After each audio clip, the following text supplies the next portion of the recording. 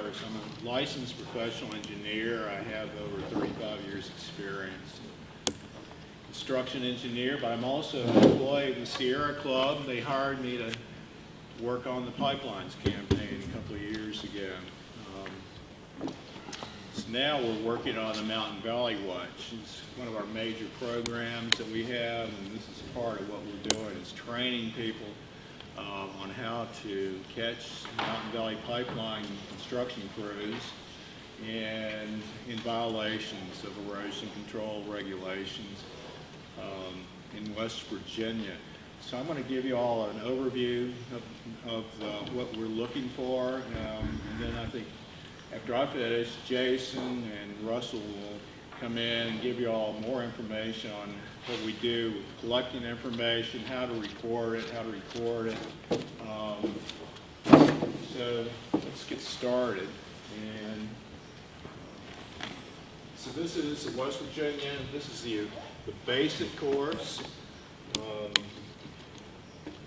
I'm licensed in Virginia. I don't have as much experience in West Virginia, but there's a lot of overlap between the two states. In West Virginia, the difference is that primarily they have a construction stormwater general permit, which is part of the regulation that the E&S regulations fall under. So let me get started here. See if I can get this to work.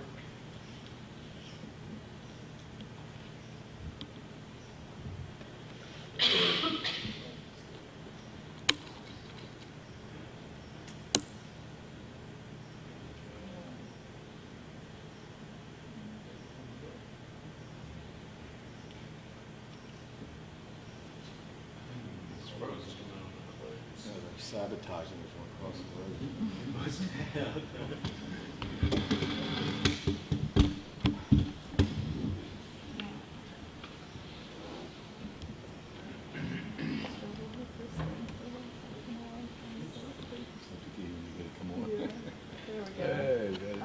Okay, so West Virginia National Pollutant Discharge Elimination System is what it's called. Stormwater program requires operators, construction sites, and developers of construction sites. They have to have a permit if they disturb over more than 1 acre of land. Yes, that's correct. So that's, in Virginia it's a little different, but 1 acre is the magic limit. That's the least or the largest amount of land you can disturb without having a permit. So they have one permit for the whole West Virginia? Yes, they do. It's a little bigger than an acre. Yeah, it is. What's NPDES? National Pollutant Discharge Elimination System, which is a long acronym. And it's part of an overall program put out by EPA for water protection that began way back in the 1970s. So the oil and gas construction stormwater permit has several water quality standards that address runoff and earth disturbing activities. Surface water discharges, runoff coming off construction sites are subject to applicable water quality standards. And in West Virginia, one of the major water quality standards is the measurement of turbidity in the streams, downstream of the sites. That's one of the things that I found that they use to quantify and document violations. So for every construction site, every site, no matter what is being built, you have to have a construction plan. In this case, what we call an erosion sediment control plan. Some of you have seen these. They're large documents, hundreds of sheets with details of all sorts, plus a narrative section. And they are used like a cookbook for the contractors to follow, a menu. Shows you where to put the ENS devices, the silt fences, the compost filter socks, the construction entrances, and so on. So whatever's called for on those construction plans is what's required for the contractor to build in the field. Those are available to the public? They are. And here's a sample of one of those sheets. As you can see, I don't recall which sheet that is. But the top part is the plan view. It's like you're looking down, straight down the earth from an airplane. On the bottom, you see the profile, the elevation view. On those profiles, what they have done is show where they put the water diversion bars. On the plan view, you can see the silt fences and the compost filter socks, construction entrances, and other items that they're going to be using in the field. So what I have done is I've taken most of the common devices they're using during construction specific to the Mountain Valley Pipeline only for you all to look at, because there's a lot of EMS devices out there that can be used.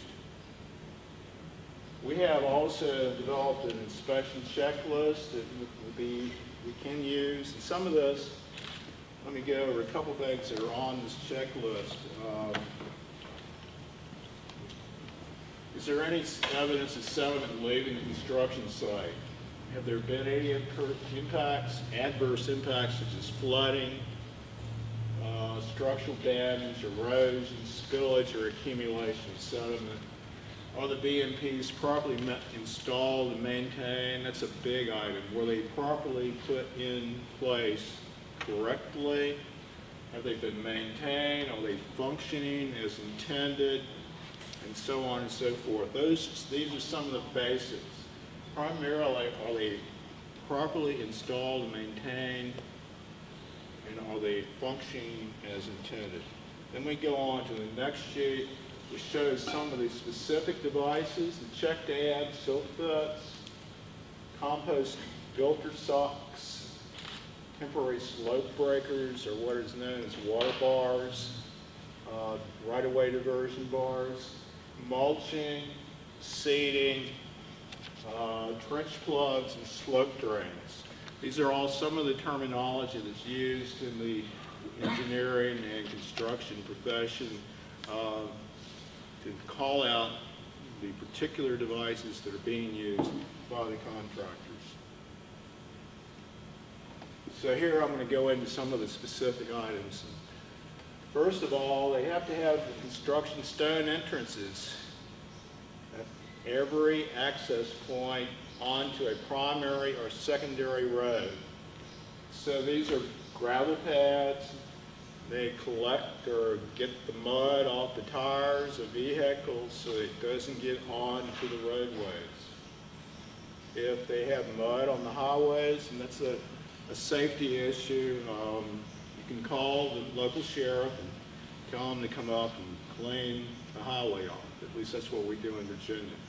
So I would think, is that correct? They can do the same in West Virginia? That would be a violation of their permit.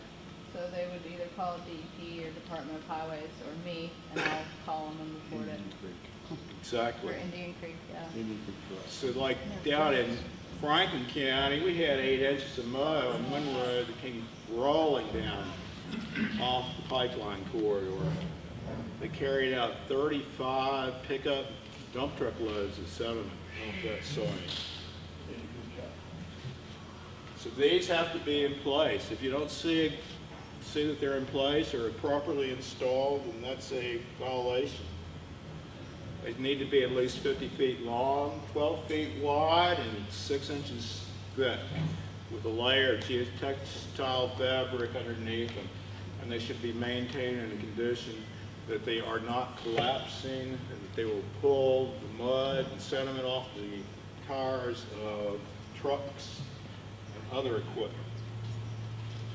Here's some properly installed entrances. You can see the one on the left. They've done a very good job there. The one on the right has a wash rack on it where trucks can come and they can wash the tires off, the mud off the tires. Kirk, Yes. Are there handouts with this information? No. Okay, thank you. But I can distribute this to anybody who asks for it or wants it. Wait, We before can you- put this on our website. Yeah, a lot of them, I mean, isn't that your site available online, the webinar? I don't have his presentation.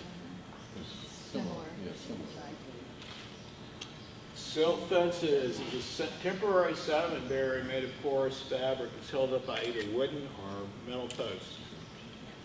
This particular type of silt fence is what's called a super silt fence. It's got aluminum or wire mesh back and behind it that reinforces the silt fence.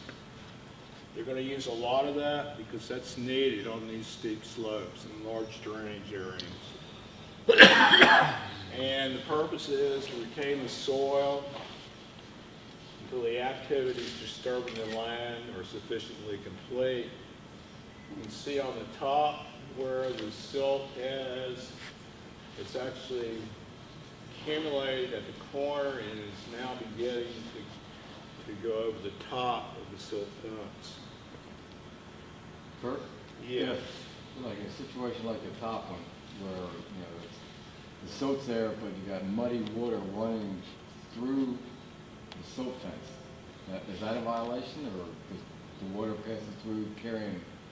There's going to be some muddy water coming through that silt fence. But it shouldn't be But if running there's under a it. lot, Right. that's where the problem is. But it shouldn't be running under it. And yeah, if it's not installed correctly, and I'll show you a picture here in a minute, it can run underneath it, and that's a major issue.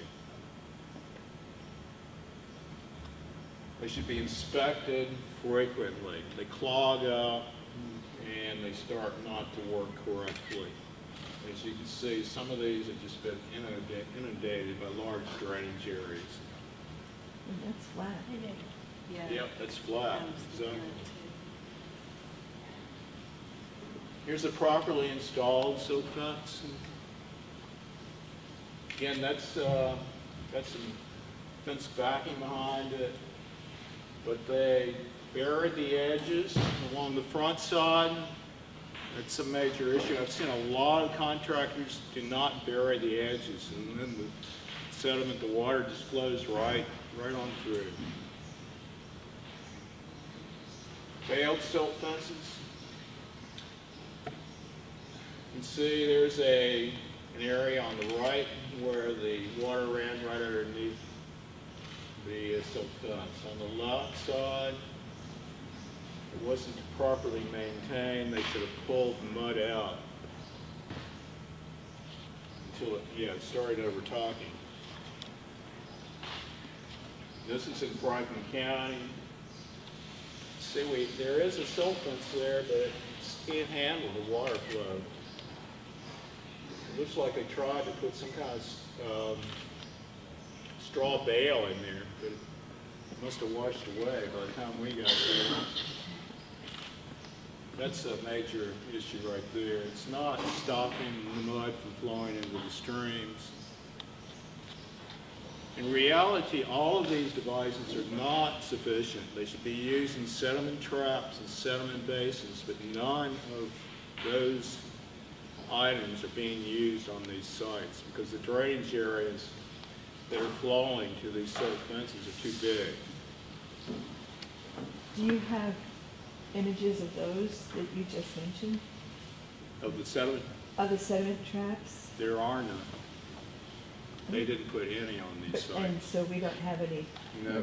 DEP's argument to us is that they cause more land disturbance to install than sediment fences, but that's the only thing that's going to stop it. Yeah, they require more land, but that part of that is that the MDP's too cheap to lease the land to build it. So, We've got several ponds that are downstream that will act as their sediment. We have several ponds downstream from all this. Farm ponds? Farm that will act as well, their those are sediment ponds. natural Yeah. sediment basins, but And they don't want to be, they're not supposed to be used for that. Yeah, no. No, no, there's the sediments. So something, if you know someone that's got a sediment pond, get a canoe and get the stream depth to show that that's a good, that's what I thought of the other day. Get the depth of your local ponds to find out what it is now Yeah, so that you can show something if it starts filling up with sediment. Yes. Watch out for the sediment filling up the ponds downstream if you have problems. Okay, here's another shot. I don't know what happened here, but it seems like they stopped the silt fence. And there's a big gap in the fence, and the mud just poured right through there. That's a properly installed silt fence. They didn't finish the job. Here's a silver silt fence I was talking about earlier. It's used to control extreme erosion because it has more capabilities, it's higher strength. But again, there's limits. Is the super silt fence both a different fabric and a chain link fence, or is it mainly just adding the chain link fence? It's adding the chain link fence Okay. behind the silt fence. Okay. Is there a slope degree that they're required to have a super silt fence? There are tables which show the slope and the amount of slope length that you can have above that super silt fence. So, say for example, if you're on a 30% slope, the maximum slope should be 100 feet, for example, above that silt fence. So on a long slope, they might actually install several fence lines, is that? Well, they don't have the room to do that. If they did that, then they wouldn't be putting pipe in the ground. Well, it's okay. Right. That's the problem. So what they're trying to do is trying to break up these long lengths with using water bars. I've even seen where they put silt fence on top of the water bars, and the silt fence on top of the water bars it was filled up with silt and washing over the top. They're using a lot of this. Yes, they are. I'm sure they are, because that's one of the few items that's really left for them to use in these steep terrain areas. Well, they're using a lot of those on places that you can see it. Yeah, that's what I worry. You get back in these mountains and where they probably shouldn't use that stuff, they're not.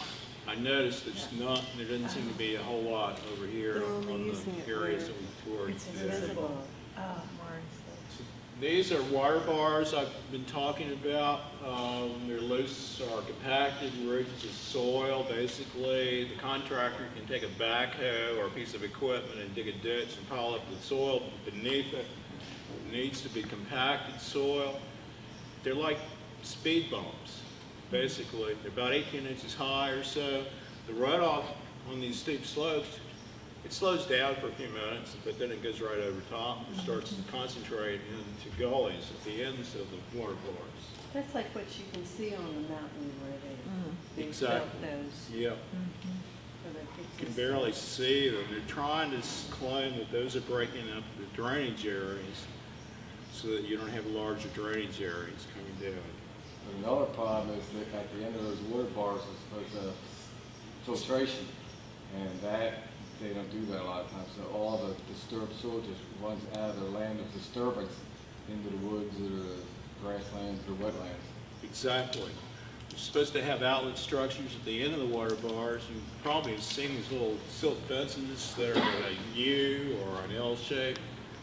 We're supposed to have stone outlets, is what they show on the detail sheets. They're using silt socks a lot of times. And they're using silt socks also, which I don't think they're gonna work. It just doesn't have the capacity to hold it back. So here's the dimensions, 18 inches high, side slopes of 2 to 1 or flatter, and a minimum of 6 feet base width. I doubt if you're getting any of that on these hillsides. Here's another section. You can use gravel, but I know they're not using those. Here's an orthographic view. You can see the energy dissipator at the lower side of the water bar. It's supposed to be a stone outlet structure there, but they're not putting those in, I noticed. Not at all. And these are the compost filter socks. Those are the tubular socks that are used to filter runoff. Here's some examples. It's really hard to get these to work correctly, especially on these steep rocky slopes, because they don't have good contact with the ground. So in areas where you don't stick them down, water and runoff can flow right underneath them. Or they can get filled up like the one on the bottom of the slope on the lower right side. Here's some Franklin County compost socks. You can see the water ran right around that one. I'm not sure why they put that one on the right-hand side. It's not doing a whole lot there. The runoff ran around the left side and down into the silt fence at the bottom where all the sediment accumulated.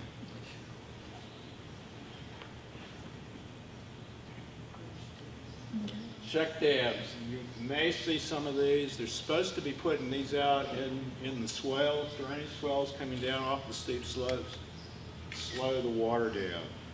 But again, I don't see any of these really on the sites that I've seen so far. And what material is that made out of? What are they made out of? Yeah. There's two different types. Large stones for small drainage areas, or you can use the small riprap for larger drainage areas up to 5 acres. A lot of them are used, as you can see, in highway swells, where they catch the runoff and filter the water and the sediment. Are those supposed to be removed when they're done? Yes, yep. What's riprap? It's a kind of a big stone. Smaller stones. Well, actually, it's the bigger stone. There's different types, type 1, 2, and 3 riprap, and then there's a smaller stone, or the large stone. I Aggregates. think you see on jetties, right? Yes, yeah. Well, not that big usually. That's probably a really large. Rock. It's a ball rock. Oh, some It's the same principle. Yeah, there's, from that size up to somewhere here, I Well, think. what was being used in the picture before that? Was that stones? 6-inch shot rock, probably. It's hard to tell what that is. That's an aggregate, a crushed rock aggregate. It looks like it's about a 2-inch diameter or target size, rock size. I've seen a few of those, but they're usually in locations that are easily seen. They just built a bunch of on Deer Bay, on a road, beside John White, it's a hollow there. They took a lot of time, but some really pretty ones. Are they working? We haven't had the rain They yet. had the hard rain yet. Okay. It was about a week ago. I was up there about a week ago. They just finished. They can work if they are put in the right places and in the right way. Yeah. But like I said, there's not a lot of steep slopes. They drain off a long road. It's easily seen. It's a place where it's easily seen, so you can go up there. If you go up on the hill, it's not like that. Nothing's like that on the hill. Yeah, along the edges of the corridors on these steep slopes, that's where I think there's going to be a lot of gullies forming, and that's where these check dams should be placed, but I don't see them being placed at all. Trench plugs, this is a small pipe. They're put into the trench to keep the runoff from flowing all the way down the hill in the trench into a creek or whatever else is down at the bottom of the slope. Some of these open trench lines are very long. What's in those bags? That is probably sand, more than likely. Is that what's under the pipes that you saw? I don't know. We can It ask is. him. It's a bedding. Looks like it's a really finely crushed aggregate of some sort. And that stays there forever? Yeah. Got to place bedding around the pipe so that rocks don't get up against the pipe and scrape it, which creates problems. How do they put the soil, like where you were talking about, the bags were like not a solid line of bags, so how are they putting the soil in between those bags under the pipe? They have, they're blocking, you can see in the trench there on the bottom, they elevated just a little bit with a block of wood, about a foot high or so, or anything they can find, a rock, well, they can't use rocks, forget that. What they do is they keep it off the bottom of the trench, and then they dump the bedding in the trench, and it compacts itself by them dumping it. You think? Yeah, I do. Kirk, how are they doing it under the roads? Under the roads, Yeah, where they're drilling under the roads. I'm not sure they're putting bedding in there. That's a good question. I don't know how they would do that. Pardon? Aren't they running the pipe through a big culvert? Because they had some big old rusty culverts out here. It's like a casing where they bore through bore underneath the road. That comes out. That comes out. Yeah. That's to keep the hole from collapsing while they're drilling. That's a good question, Judy. I'm gonna have to look into that one, but it seems like there would be bedding required under the road as well, or the railroad tracks, or other boring areas. With all the heavy trucks going. That should be on the information. There's another view of trench plugs coming down the hillside. The picture that Russell and Jason took last week up Slate Run, they had a lot of those, but they were still just dirt. Was that, did you see that? Yes, you can use that also. They just lay in areas, pieces of Take dirt, a while, skip. and then take a skip while. over it and come back and cut those Of out. course, they had bleach, but that's what they're, it's temporary. These may be used as a temporary slope drains. They're used to bring runoff down steep slopes without runoff going down the steep slope itself. So it's all conveyed into a pipe, and then it goes down into an outlet structure at the bottom. Temporary swells, they should be using them along the edge of the corridor where they have the outlet structures for the water bars. I don't see any. That was a bad design. In Virginia, we require the contractors to come back in. If they're not working on an area for over 2 weeks, and you might want to help me on this, Autumn, they're supposed to come back in and put seating down after 2 weeks if they're not working on an area. 14 days. Well, we gotta be on that then. Do you have the same in West Virginia, seating requirements? Yeah, I think it's similar, and I think it's 2 weeks if If it's not active? I think it might be, there's something with 14 days and there's something with 7 days, so I think it might be 7 days if it's gonna be longer than, In 30 days. So Yeah. Inactivity. yeah. So in our case right now, this is something to really, really be monitoring, Yes. because, yeah, You they, know, if they're been letting stopping work things sit. around the creeks and the wetland areas, so those are gonna sit They're gonna have Yeah. to be seated. idle for a Yeah. long time. I know of large areas in this county that work cease will be 2 weeks on Saturday. Large, track of large, that. Keep Large, track of large that. areas where they pull, and some of them will be a week this week. Right down here on Hainer Run, it'll be a week on Thursday, Sir? and they're not going back in there. Related to the seating too, there, in some places where they've got a lot of, often it's on a workspace, but they'll have piled up the dirt and the topsoil. And in this one place I've seen, they seeded I think what they did was seed the topsoil, but I don't think they seeded just the, crappy Cool. dirt, and that's really getting a lot of erosion channels. So are they supposed to seed any You're supposed to pile? mulch it They're Yes. supposed to mulch the, They are. okay, with well, hay. is that, I or see wood some with chips. straw. okay. The slopes too? I mean, the entire slopes? Not the entire slope unless it's been sitting there for over 2 weeks without any activity. And if they are planning to come back and work that area for more than 2 weeks, What constitutes work? Yeah. That's a good question. You can't just drive a vehicle over an area and say that classifies as, that meets the requirement. They've got to actually be out there with a backhoe, shovels, whatever else.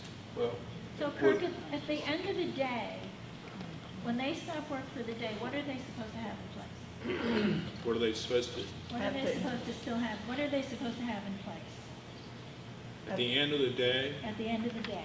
they're supposed to have, make sure that all the ENS devices and BMPs are properly installed for that area that they're working on. So even if they've had to travel up and down and their temporary water bars have been disturbed, they have to cut the water bars, right? Yes, they do. Every day? Yep. Every day, every time it rains hard after, a 24 hour, what is, I think, a half an inch of rainfall? Quarter inch. Quarter inch. Okay, they've got to be out there inspecting and making sure that the ENS devices and BMPs are working and functioning and correctly maintained. But what I did not see in the DEP stuff is after a quarter inch of rain, how much time they have to come before they, Get 24 hours. that was not specified in MVP's letter. So when they've got their gators and they're looking around and inspecting the sites, would that qualify as work? No, Okay. not really. No. Can I ask a quick question about the inspection checklist? Yes. Who is actually required to fill those out, and how frequently must they fill those out? The ones that I showed you Showed earlier, Yeah. those are for the monitors, the people who are out in the They're field for us. doing That's that. us. So they don't self-monitor at all? No. They don't do Well, I any? mean, no, not really. West Virginia DEP has some inspectors out there, and so does FERC. No, Right. so So the this company falls should also have just their own companies. contracted inspectors. The Yes. company also has required How- inspectors. How many would they have required? So, but very few probably. Clark- have to have a FERC certain has- many FERC per- has, per FERC has spread. an inspector per spread, which is what they're having spreads are there about 20 miles each. in West Virginia? They're about 20, 30 11, I miles. think, 13. West Virginia only had 7 inspectors, I think, was the information we For got. the entire For the entire, length? all of For the the pipe. entire state. Yeah. For And the that's all entire pipelines. pipeline. That's That's not the just for state. illegal. Yes. And that's all Oh, pipelines in the yeah. state, which is Yeah. Wow. Yeah, it is. So they're way stretched. They're stretched way too thin. Has anybody seen any inspectors out on the sites? So at the state level, when problems ensue, which are naturally going to happen, who deals with those problems? With the problem? Yes. Environmental enforcement, DEP. DEP. Yeah. Yeah, they're environmental enforcement Okay. division. And Would Patty, send we're out gonna be an talking about how inspector. to report all of that. Okay, thank you. Sorry to digress. I just No, wanted to it's a kind of good wrap my question. brain around how that all was working. Okay. That's the second part. Okay. Okay. Okay, here's a little more information on stabilization. Again, 14 days if there's no activity resuming. And then you need to go back out there and check for sparse and bare areas that have not taken. On these steep slopes, it's going to be hard to get vegetation, any grass to grow. So here's some of the incidents that we recorded as part of the Mountain Valley Watch so far. Here's what I was talking about earlier. This is Chaos Road, Franklin County, Virginia. This is before the rains hit. This is the after shot.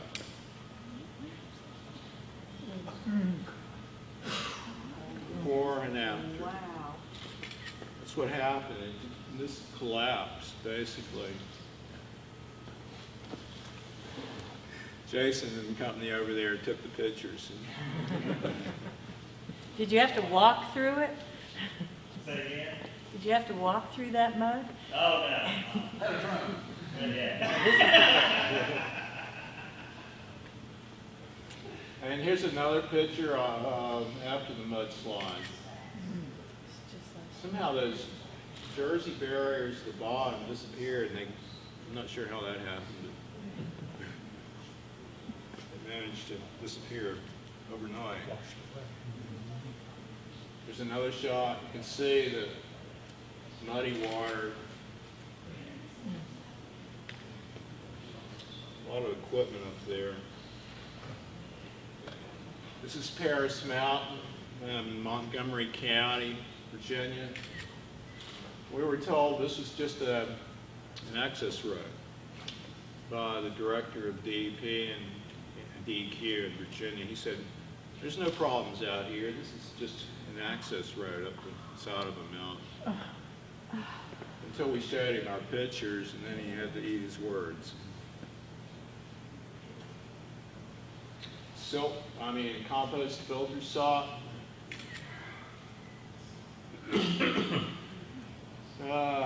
Doesn't work real well. You can see the runoff coming out from underneath the sock on the lower side. And they think that's real good, because they said it's a triple sock, so it's gonna be real effective, but it still lives underneath. It does. A lot of it, I just never have liked those devices a whole lot. Yeah, for more problems, you can see the sediments really starting to accumulate against that silt fence, and the filter sock below is being overwhelmed. Another shot. They're getting pretty serious here. You can see the sediment outline on the silt fence. It's almost halfway up. When you're seeing something like this, or say you're seeing the sediment just about to the top, Yeah. is that considered already a failure? Is it only a failure once it topples? They're supposed to maintain it if it reaches that halfway point. It Yeah. should be. Halfway, That's a okay. maintenance issue. So this is, you better get out there today or else you're in non-compliance. Correct. Okay. Exactly. They need to get out and clean it up. Otherwise, it's going to create more problems. I wanted to show you this one because you can see this long slope coming down to a stream at the bottom. On the left side, you'll see the silt fences. You can see the outline of the diversion dikes. The water bars. But what's really going to happen, and what I think is happening, we can't see it clearly on this picture, is that on the left side, water is accumulating and there's going to be gullies forming. Silt fence not only filters the water, but it routes it. It channels it down the slope.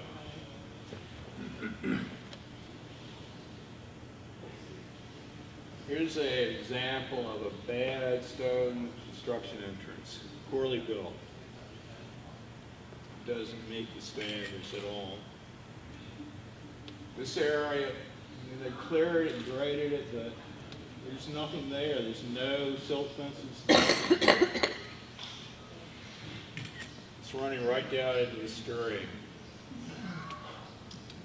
This is what happened on another project. I think this was a Stonewall gathering. And that's the end of my slideshow. So now, if you have any questions, I'll be glad to take them. And what time is it? Oh. 4:20. 4:20? Okay. 3:30 to 4:00. All right, I've got about 5 or 10 minutes if you all have any questions, or we can start on the next part of the program. Autumn, do you want to add anything? I can just talk about it during my portion. Okay, all right. Kirk, what if in Virginia, what are you all seeing as kind of the most critical problems that are getting the attention of DEQ, if anything is? Well, I we can have answer that for What West should be Virginia. getting in? we Okay, have yeah. recorded a number of incidents. Right. We've sent them to DEQ. We haven't gotten any response, really. Thank you for sending us the information. Even to this mudslide? Yeah. Jesus. That Mary. mudslide also resulted in a lawsuit by 3 landowners down the hill. had sediment on their properties, and that's eligible for a trespass lawsuit. We're waiting for the verdict. That still has not been decided yet. The case was heard almost 2 spring that was contaminated by water flowing underground. It's a water supply for 3 homes, and every time it rains, their water supply is muddy, sediment filled. Do you have a baseline before construction? Yeah, we even have dye tracing of that area, which shows the direct path to that spring, that Where- water supply source. Where in Montgomery County is that? Salmon Springs up off of Mount Tabor Road, Ellet Valley area. So that's that's a lesson that we've learned, that karst areas are subject to underground flow into well water and springs. So they told us, well, we're not making much sense here, that our logic is wrong, that karst, well, who cares, it's not going to be impacted, but here we are, it happened. So we kind of said, well, we did say, we told you so, the DEQ. But they haven't figured out what to do with it yet. Does anyone else have a question? I sent you some pictures, one of that big trench with a rock formation sort of in the middle of where the trench is. I've seen that in a couple of slopes where I watched them jackhammering away with this huge equipment. And in 2 instances, there remains now a massive rock formation right where here's the trench, and it goes like this.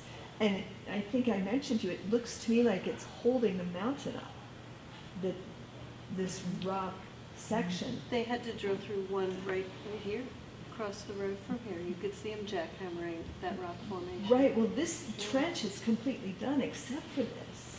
So is that something that they would leave intentionally? Is that something that might not have responded to blasting? What would something like that indicate? Just leaving the rock there for now, and there's trench on either side. No, here's the trench, and the rock formation goes right through it, and then the trench continues above it. Sounds like they hit really hard rock, and That's they're what I was having a hard wondering. time getting through it. That's what it looks like to me. So they would try to jackhammer it first. If that didn't work, then they would blast it. I'll show you again.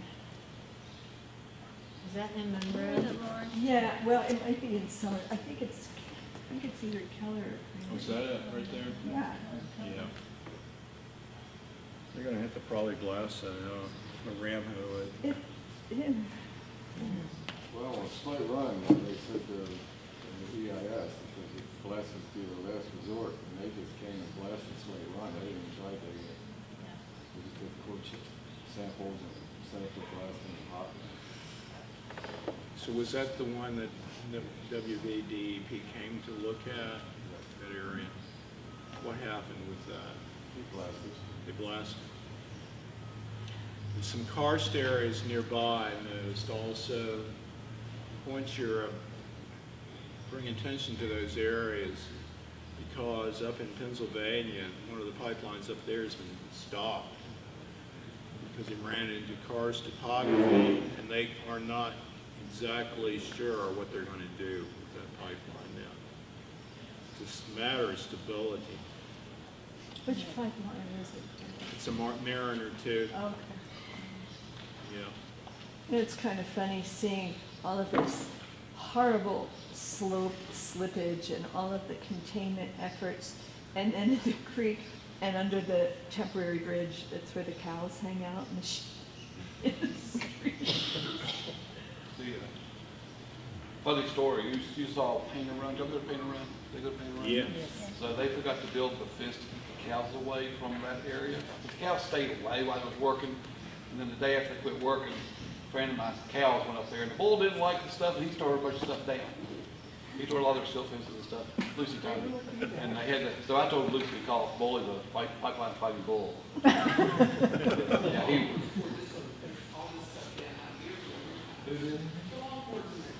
Oh, right. We get more of them out there. They don't Cattle like, drive. they don't like what they don't like stuff in their fields. Well, I don't blame them. Nobody does. In the FEIS, FERC maintained that they were impressed with the claim, and they accepted the claim from MVP, that their procedures will stop 79% of the sediment that's generated from the solids. 79%. 79%. They based that on a master's thesis, which also showed that if the slope is excess of 33%, you've got about a 33% of complete failure of the silt fences.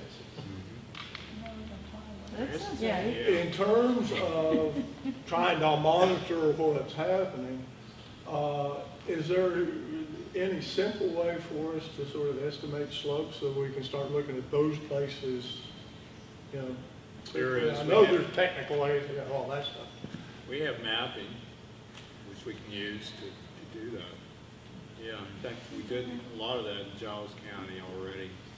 For that one area, did the slope analysis plus the soils analysis to show the combination of bad soils and steep slopes. So those are the areas that we have to really watch out for. We could identify You can do crossing that. sites in the area Yeah. beforehand and concentrate on some of those if we have So we limited time. have that mapping through RGS. New River Geographic. It's just been on it. Are there any other questions, comments? Wow.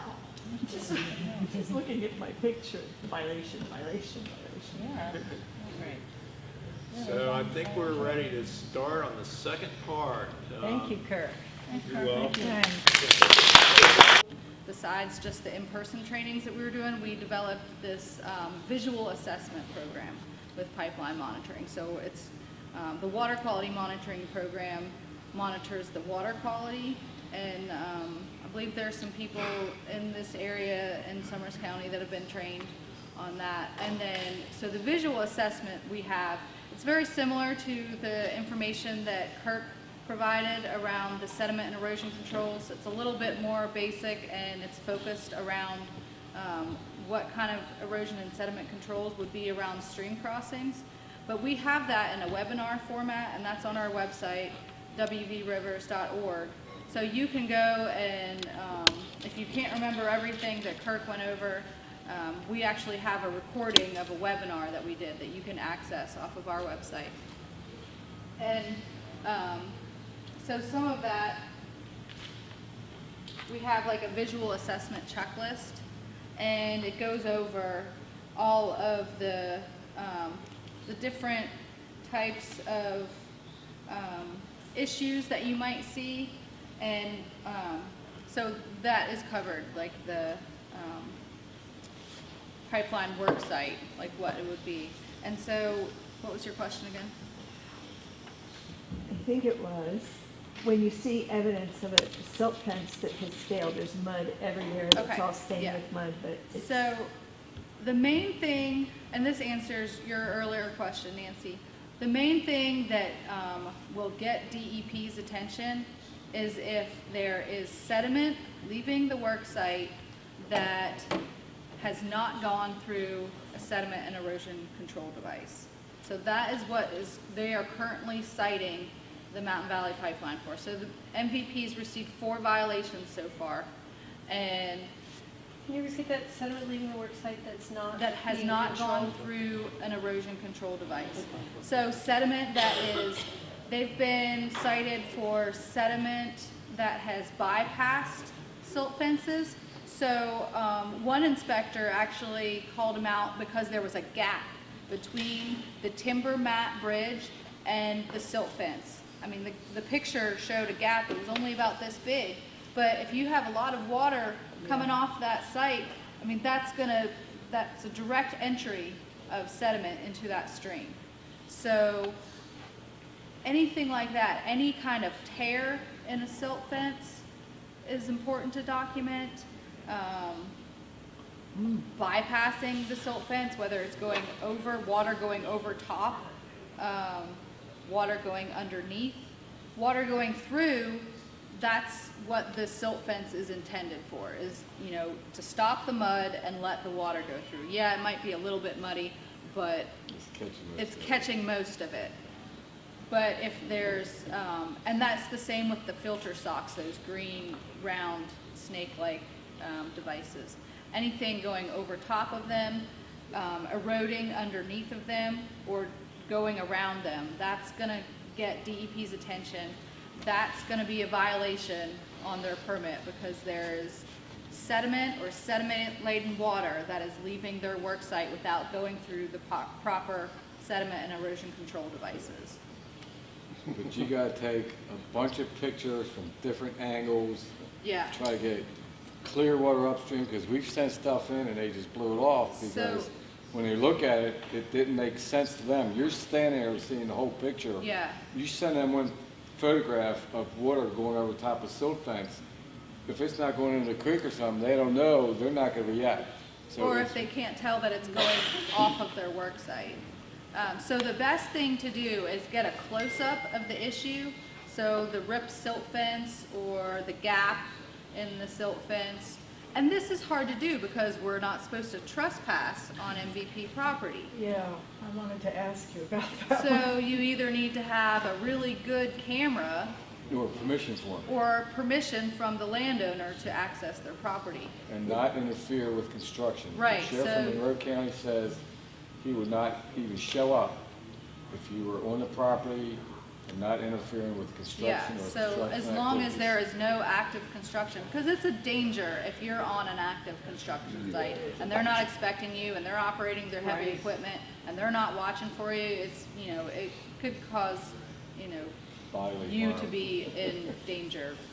Is it legal to be standing on your own property? As long as you're As off the long limit as of you're- disturbance. Because my husband said there was a specific case where people in Virginia were arrested on their own property because they were in what was termed the buffer zone. And That was a made-up thing, so. It was a made-up They were cutting, thing? they were cutting trees, and they told them they needed to be back away from the edge of the limits of disturbance because the tree might fall the wrong direction, and it does do that. I was in Sure. the Narrows of Hands Creek when that was going Yeah. on, and, Yeah. and they said they told them they had to get back to the, now that case was, didn't go anywhere, it's just kind of on Okay. hold. But I will tell you, because I've been right on the edge of these things, some of this equipment they're using is highly dangerous. Yes. I was, they actually, the contractor on my place actually said, you can watch me burn. And then they said, well, maybe you don't need to stand back, and that stump grinder will throw stuff across this building. Yeah.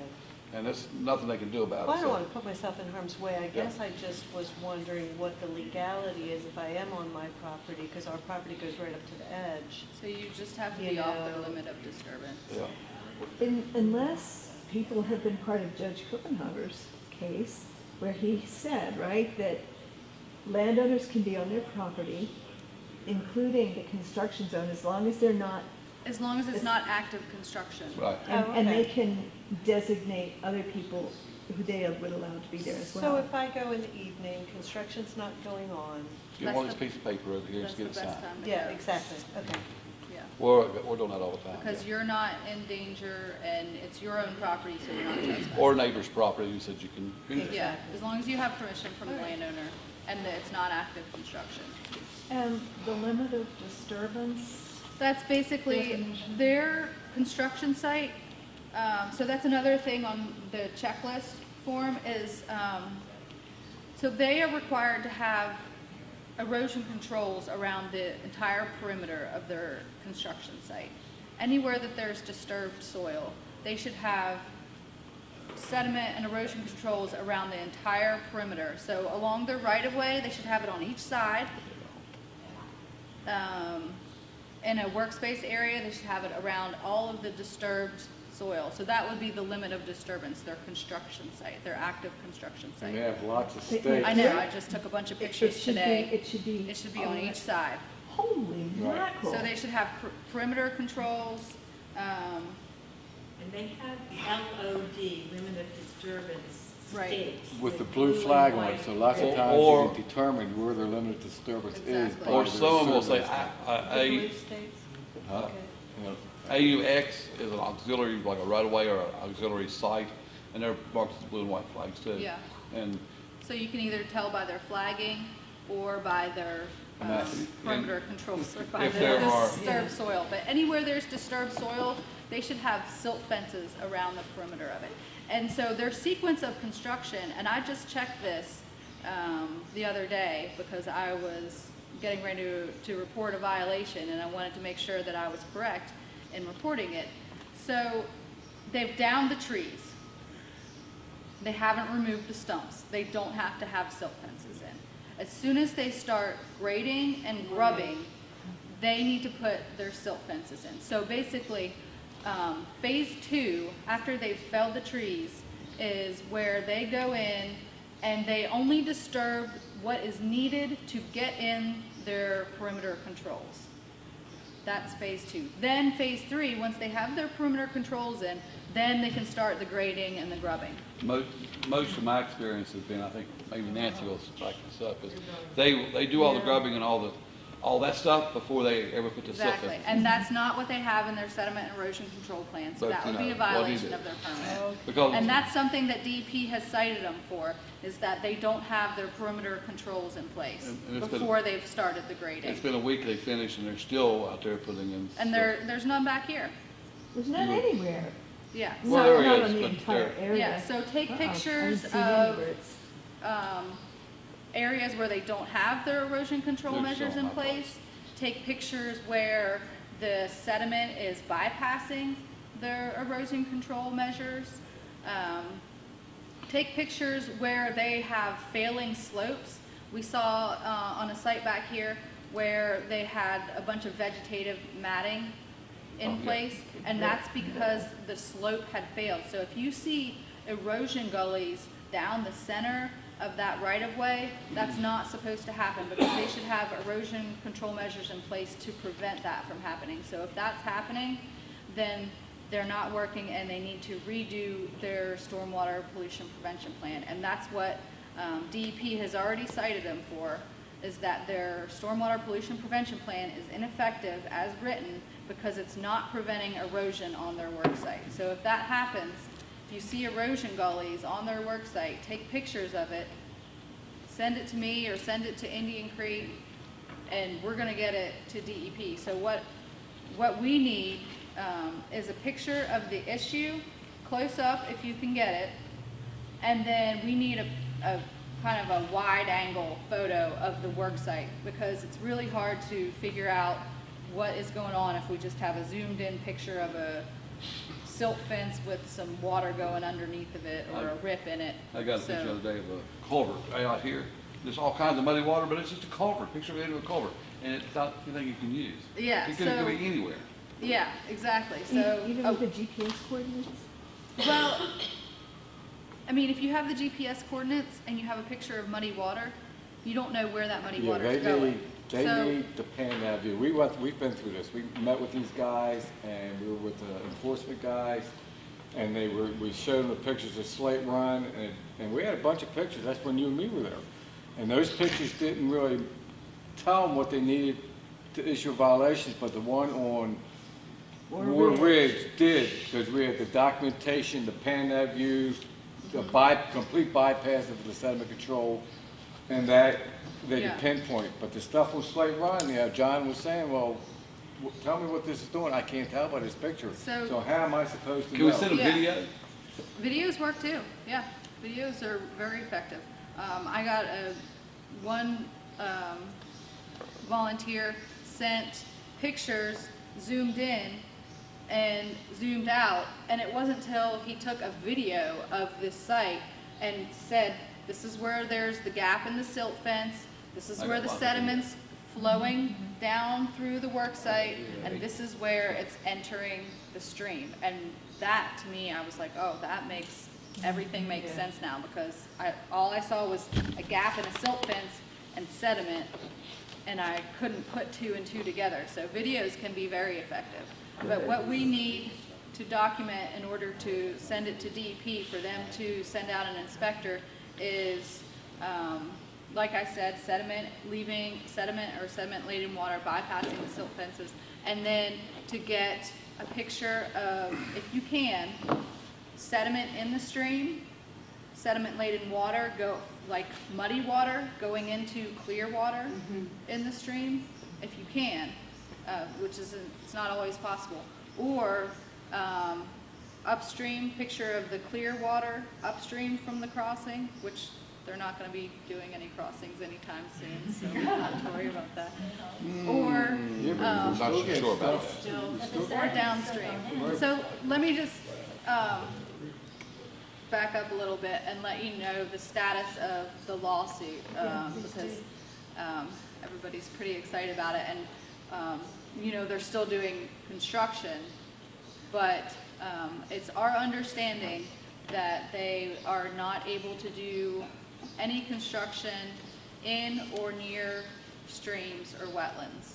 So basically, the Army Corps 404 permit that they got suspended, the nationwide 12, dealt with stream and wetland crossings. So now they are not allowed to do any in-stream construction in streams or wetlands until they get that permit issue resolved. I got a question, and I sent this to Derek and I haven't heard back. We get a rain event, and we have a major sediment erosion control failure at a stream or wetland crossing. Can MVP come in and fix it? That's a good question. I sent it to Derek twice and I have So not heard if back. they can fix their sediment and erosion controls around the stream, they shouldn't have to put equipment in the stream to fix it. There's some of these people that too. On my farm, there's an access road, and the state road gets shell out of this bank, and they left a kind of a hole behind this shell bank, and 2 years ago, MVP classified that as a water resource. It's a mud hole. They're trying to create a road, and now yesterday I had 2 environmental people and some construction people scratching their heads like, how are we going to get around this thing? And this morning I had 3 Tetra Tech people and some construction people. They're like, how the heck are we going to get around this thing? It's like a big giant mud hole in the middle of the road. They can't get around it. They can't do any construction because of this mud hole that they decided it was a water resource. There's a frog living in it. Well, I talked to the guys yesterday. I said, don't you realize there's a spring over the next bridge over, and they ran through it for 2 weeks, and it's not on this map. I said, well, you know about it now. I better not catch you, because it comes right down to my house. I said, I better not catch you going through that spring again. What should the aquatic buffer zones look like? 'Cause I'm seeing major mud baths in the middle of them, In the middle of aquatic buffer zones. aquatic buffer zones. So they have to stay 50 feet away from the stream for their temporary workspace areas, but they have gotten several exemptions from that. So it depends on whether that area has been exempted or not, and then they're not allowed to refuel within 100 feet from a stream or Or wetland. park, theoretically. So does that answer your question? I'm not sure that it does. I can show you pictures afterward, you can tell me what I'm seeing. So the buffer zone is the safety zone around the creek or stream? Yeah. 50 feet from Slate Run with a yank of a tanker truck and throw it in an excavator. So they should be, except for their area where they're crossing the stream, they should have 50 feet away from the stream bank.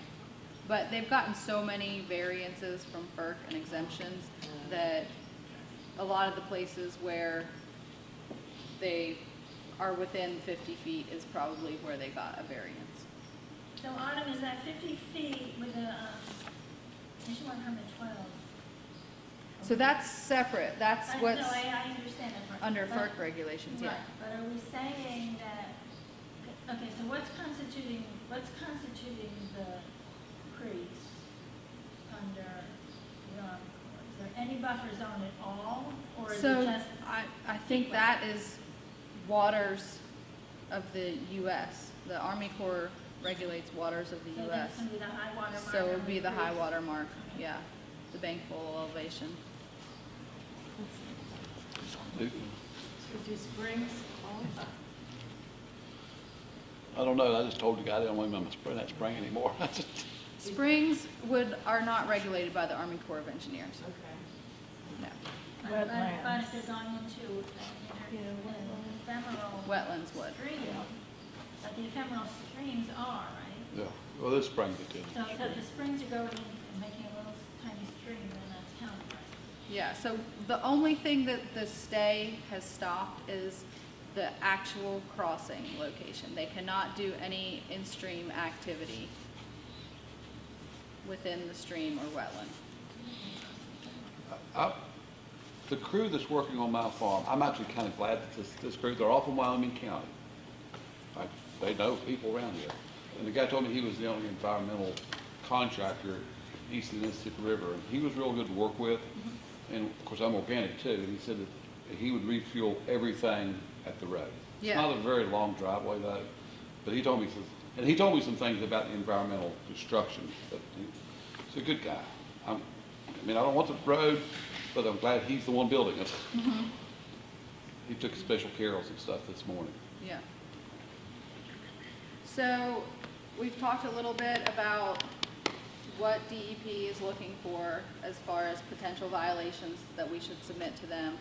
Kirk has explained some of the sediment and erosion control devices that you'll be seeing out on the construction sites.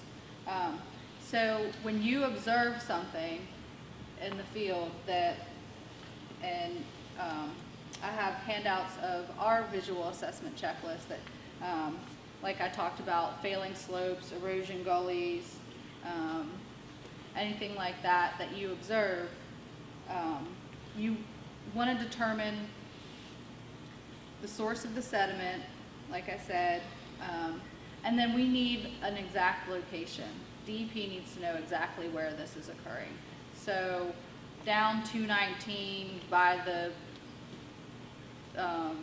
Jones farm, that's not going to get them there.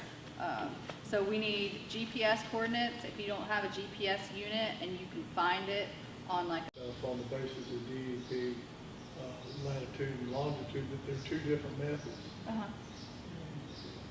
And that probably the map that I was looking at was using one method and DEP was using another method. different coordinate Different, systems. so it looked as though what was reported was taking place someplace altogether other than where Yeah. they said it was. Is there any way for us to identify which method we're So stuck with? DEP has an online pipeline map now. Indian Creek has their interactive map, but DEP also has a map, an online map of Mountain Valley Pipeline. And so you can get on that website and you can put coordinates in there, or you can just find your location and put a marker in there, and that's what I send them now.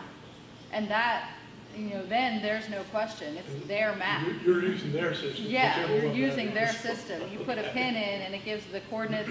They use decimal degrees though. So if you're using degrees, minutes, seconds, or UTMs, they might convert it or you could have a GPS unit that's not like sub-foot. I mean, who of us has a $3,000 GPS unit, so it might be off a few feet. If you're using a GPS unit that just is like sub-meter or something like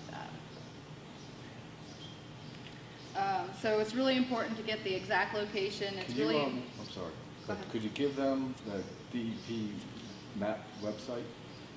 I don't know it off the top of my head, We can send, but Be if sure to you- sign your name and your email address on this thing over here. Yeah, so we have a sign-in sheet over here, and at Rivers, we send out pipeline updates anytime there's like breaking news.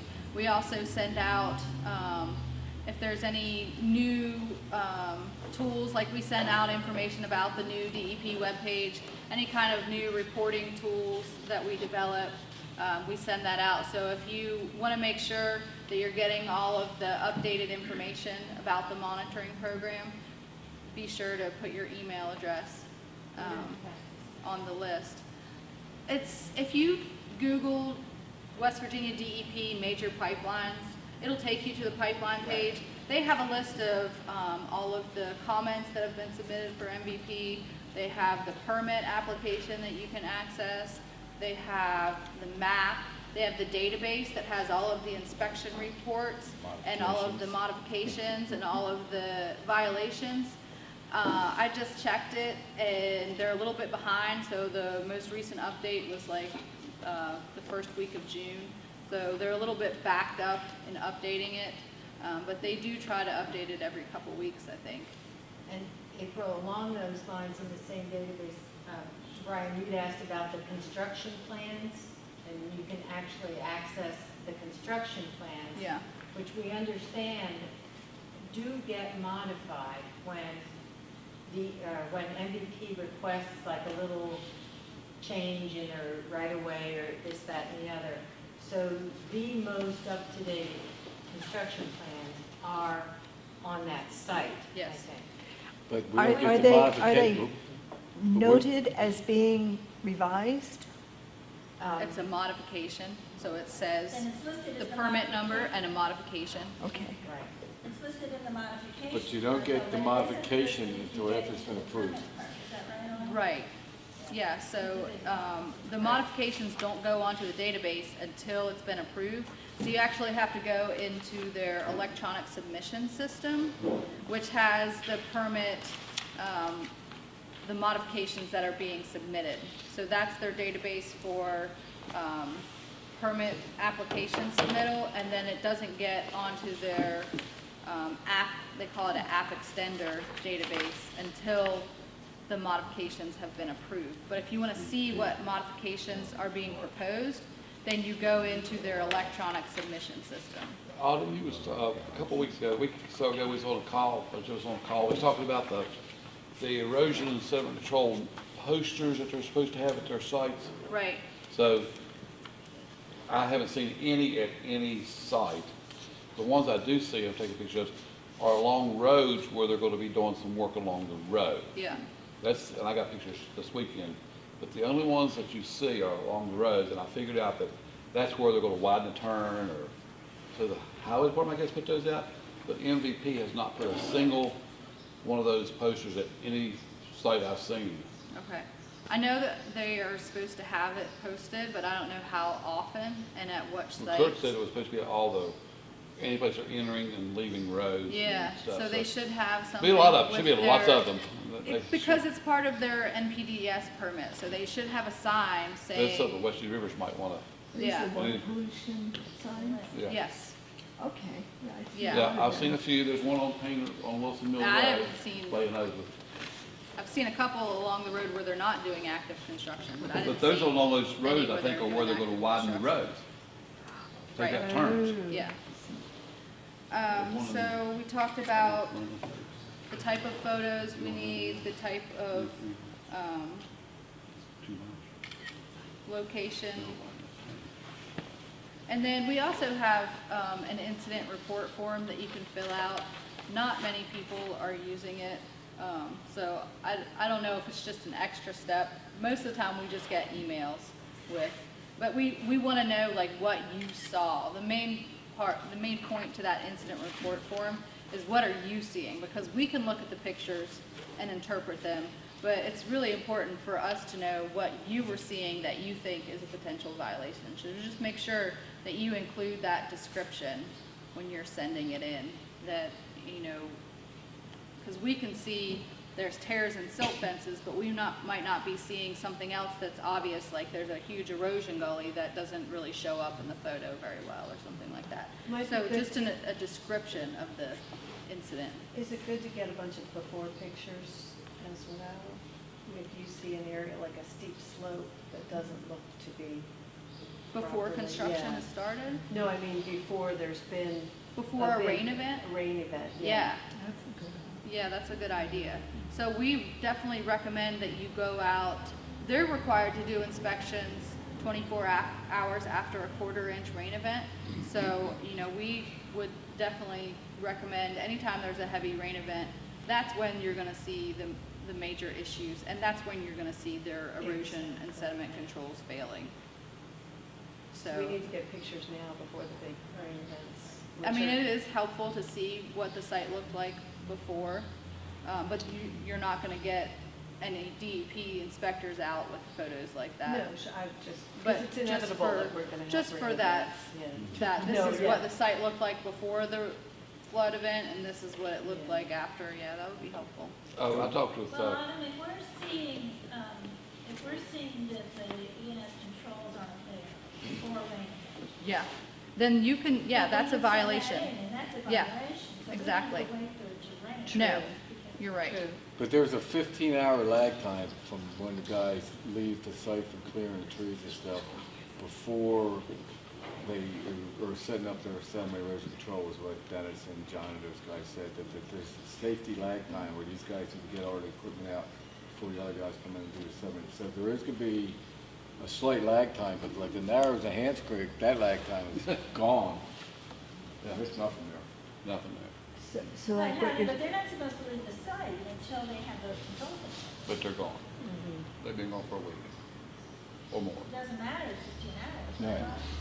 Yeah, I mean, They they, can close the business for if the they've, day. It's if dark. they've started grading, then they should have their controls in place.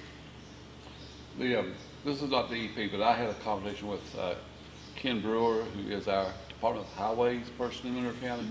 He's actually in a big meeting today talking about the roads, especially War Ridge, which is basically gone.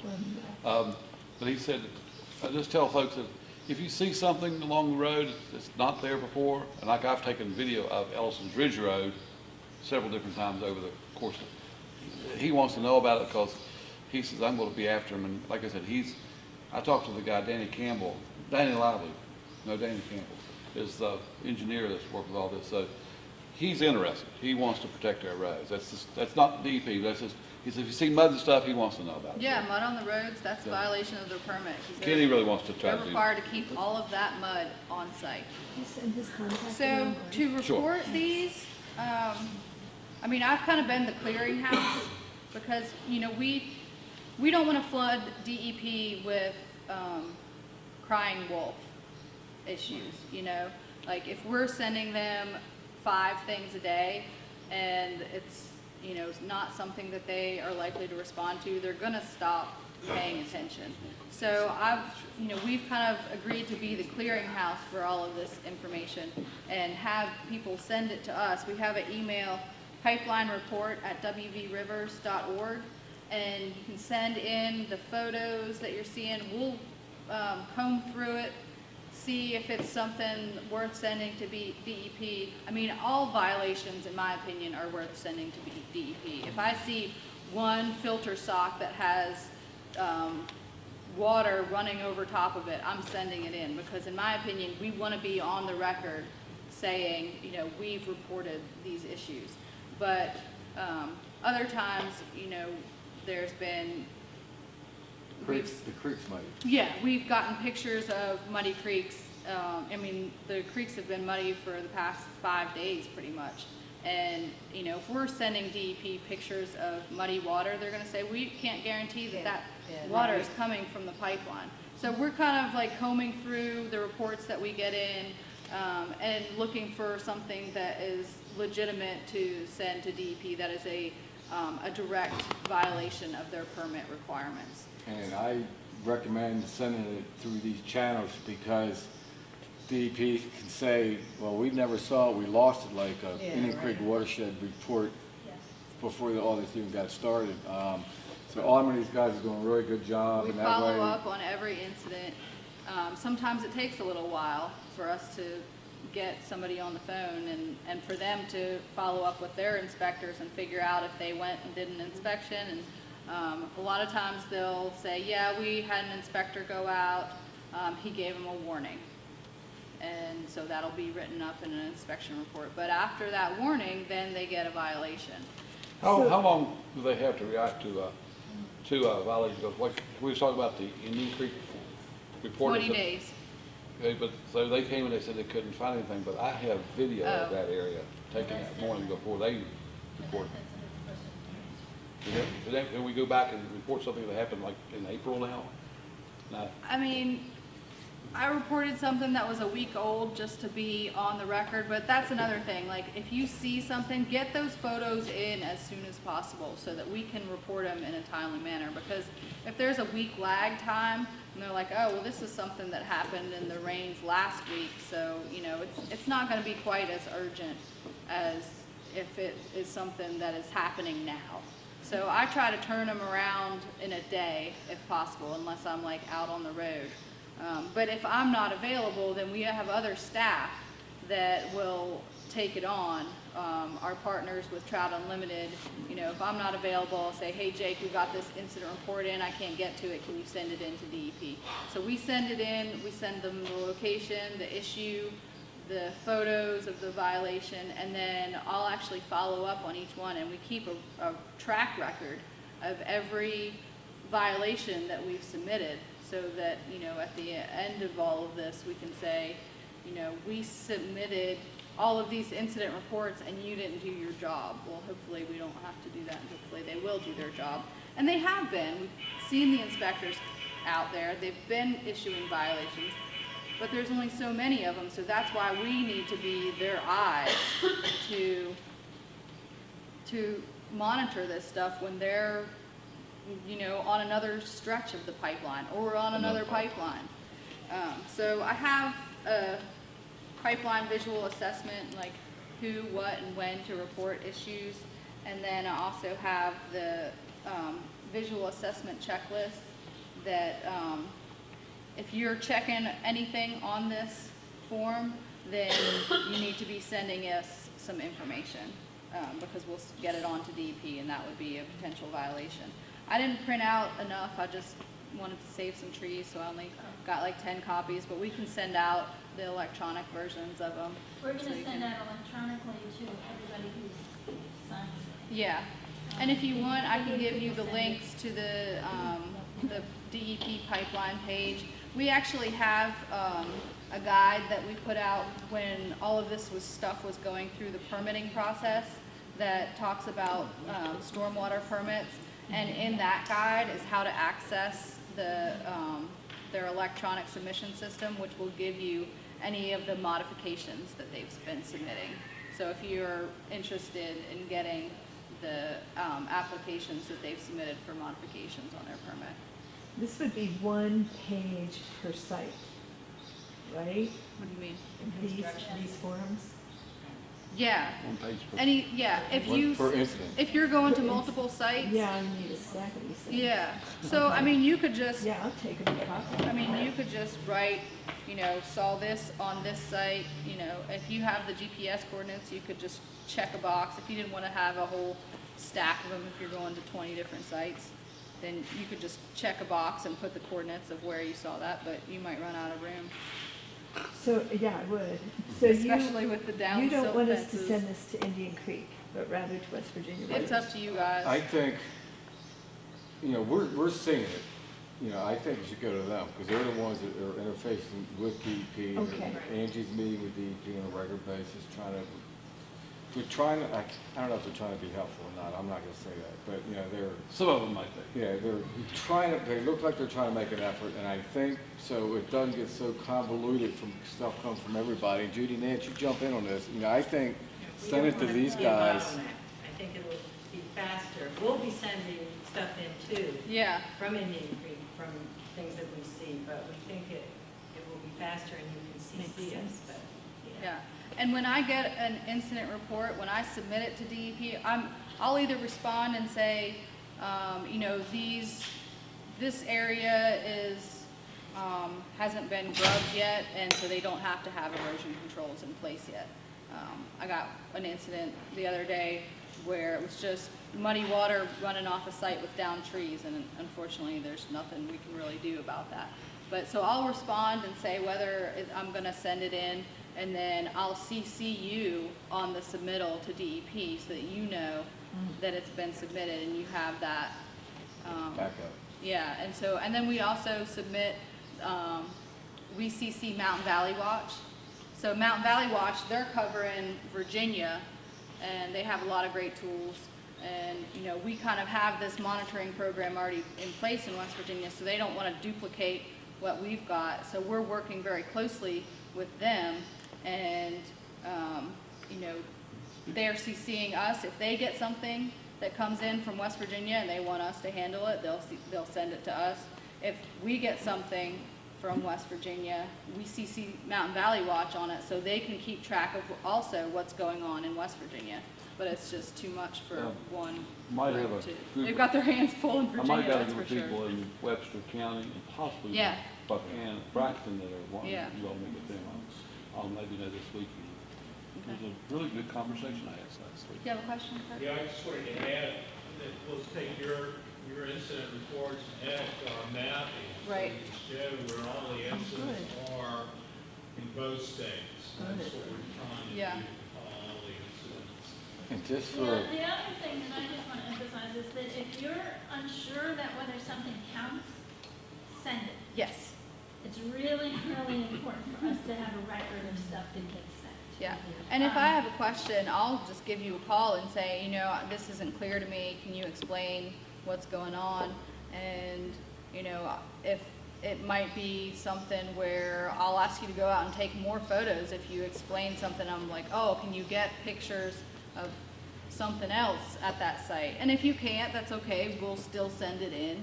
But, you know, we want to try to get the most effective photos and documentation that we can. So DEP will send somebody out right away. I mean, I sent in an incident report on the Mountiain Express pipeline where we were thinking that there might be a bentonite blowout in a stream because they were doing an underground boring, and the stream was muddy without a recent rain event. And he said, I'll get this to environmental enforcement right away, because we said, there's been no rain, this is right next to a boring under the interstate, and the stream was clear the other day, and now it has this like milky color. That's like the Stonewall one. Yeah. That's exactly what happened. and just for information, you know, so you guys need to get ready.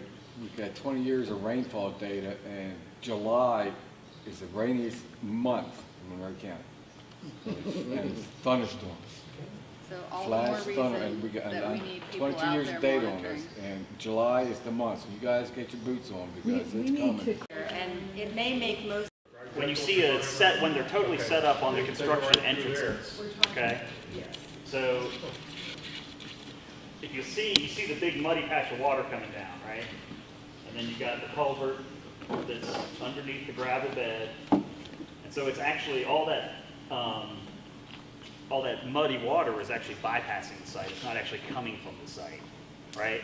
So what you would have to do is get on the upside of that culvert and then walk that water back upstream somewhere and see if it's coming off a slope or is it coming just from another site. I mean, there's a whole host of things. So this is one of the pieces that we see a lot of folks going out and they'll take pictures of the construction site and say, look at all that muddy water, but it's actually up.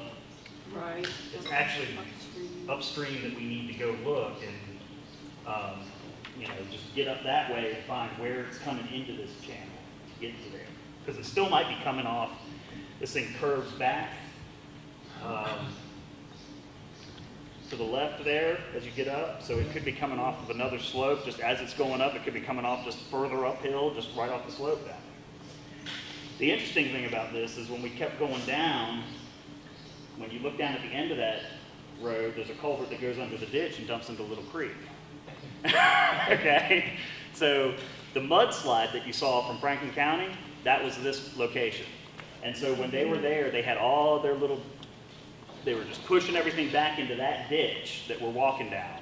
And it was all going down to this culvert that we found and crossing right into Little Creek. And they were sitting there telling us that none of the streams had been impacted. So this is, the whole point of this video is I just want to show you about tracing. And when we get down here, let's get back. So there it is, right? It's all going right. Oh yeah, look at that. There it is. All going. So they were just pushing all that mud on the road right back into that channel. And then we come over to this side. Things go right into the creek. Yeah, I know, a little dizzy. It's not the best when you don't have a gimbal. You're just walking around. Looking for snakes. Yeah, looking for snakes. Good feed. Get close. Get close.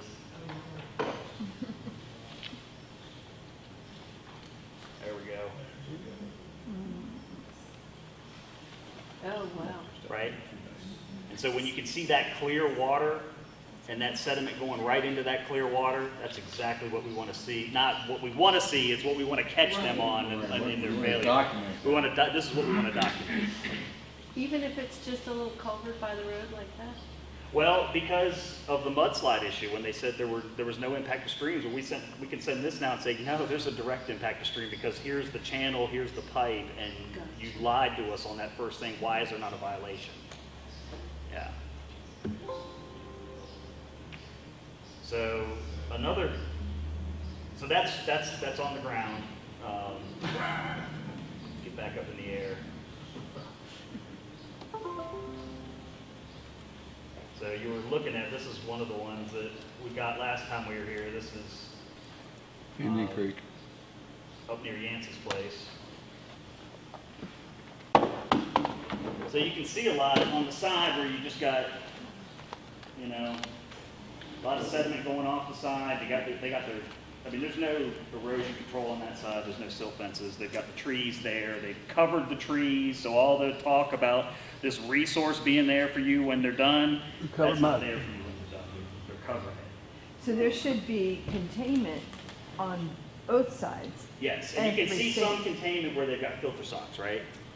But, Little green filter socks every now and then. yeah. That's at the end of And a yeah, erosion there's box. one. And here's some silt fence, right? Here's some silt fence. And so the Right. filter socks are at the lower side of It's just the, where it's failed. Yeah. And if we go, that's the last one we did that day. We thought it could be it too dark. is. Yes, sir. I thought it could be too dark. I want to go back to one of the things, because we actually caught something on this video too. And they submitted it. But you can see that nice super silt fence right there on the, not yet.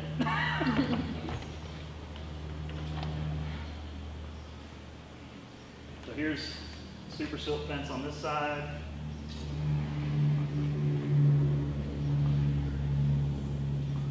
Come down and at some point here, still going along okay. Right there, is there something? Yeah, it's kind of disappearing now. Is that it? Right down the little finger? And then it goes underneath this big pile of dirt. And then the super silt fence is going to reappear. There it is. Yeah, there we go. So it's doing its job, right? Yeah. I mean, they Both just, sides should have the same thing. and right? this is Right. Oh, yeah. this is back. I mean, this is, how far back is this? Way back. I mean, we're talking a mile and a half. Yeah, we're way back in there. Yeah. So this is way off the road. You're not going to. This is all the things you're not going to see. This is what they're hiding back in the So we're hills. doing this now, before you go over and down into the bridge. And so, and I mean, look, you know, there's trails going off. Yeah. There's trails going off. It's just piles of sediment. It's like they just, well, we're going to go down to here, and then we're just going to stop with the silt fence. And no one's gonna see. Yeah. No one can see. And that's a steep hill to climb. Oh, my Right, Nancy? And we can Where's she get, at? you know, She climbed it yesterday. a half-mile coverage on the default settings with the drones. It lets you go about 1,500 feet away from you. So part of it is about planning and being able to get into a spot where you can go each direction, the full distance, right? So that's what we want to think about when we're thinking about takeoff and landing points. So if y'all have property and you want property flown, or if you have neighbors that have property and want property flown, just think about the places that are good launch points that we can get longer coverage on your property. And that would help in the pre-setting up so we can come out, and once we get you in there and have a takeoff and landing spot on your property, then it's just a matter of us coming out, hitting the button, and the drone's going to go off and do its collection in the pattern it does, and then come back to us and we can just go on. So it's going to become a lot faster as far as the stops are shorter because all we're doing is setting in a pattern that's already defined. And then once we start flying it over and over again, then we have that repetition of time scale. We can go back and actually compare the damage. The half mile is your visual. The half mile is the visual. I mean, you get, how do you do? I mean, you do pretty well. Out to the limit, if you take your eye off of it, you could lose it. And That's- so your spotter needs to always maintain visual contact with the drone because he's looking at what he's seeing on the ground. So he's looking through his phone device hooked to the controller at these images here, and your spotter is saying, yeah, I still got it, you're good, you can keep going, and then once we hit that limit, he starts coming back, and I make sure I can see it. And I'll glance up and, you know, okay, where are we at now, and just make sure that he's getting me so I can get oriented again. But it gets small when It it gets out really there. small. It gets real small. I took my, yeah. Maury mentioned the daylight issues, and the camera was picking up everything just fine. but 'Cause it was up getting in the air. so dark that we could really only see the indicator on the drone that was flashing. Really? Yeah, because it was getting pretty dim at Yeah, that time. and It was this 8:30. about- It was about 8:30. I was gonna say, yeah. It was 8:30 when we started. I said, well, it's getting too dark. I want to show you this just so you see it. And we got up there and it was really dark in the valley where we was at. It was. But you get up in the air, you get a little more sunlight. Yep. And that would bring it And in, you insurance- can just see the flashing light. That's all you can see. There's an insurance piece called Verifly. Verifly is a little app you can put on your smartphone, and it'll actually let you do hourly insurance at a quarter mile for it's like a quarter mile for an hour for $1 million liability coverage. It's $10.